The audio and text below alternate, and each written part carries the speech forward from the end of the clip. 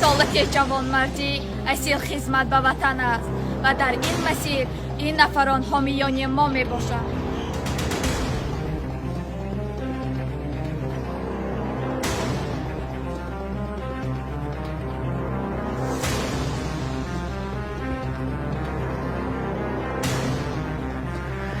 من جوانی زاده استقلال میخواهم به سطح قوه‌های مسلح جمهوری تاجیکستان داخل شده قرض جوانمردی خود را در نزد مادر و وطن ادا نمایم.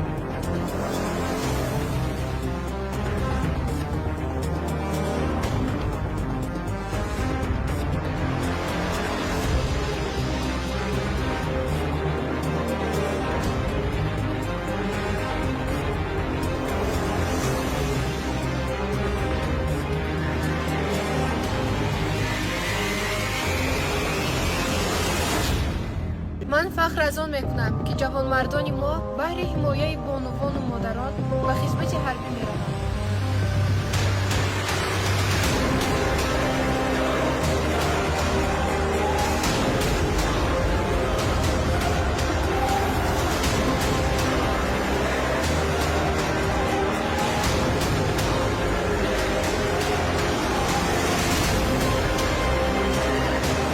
ادای خدمت در سطح ارتش ملی جمهوری تاجیکستان برای هر یک جوانمرد فرض است. من هم به خدمت می‌روم.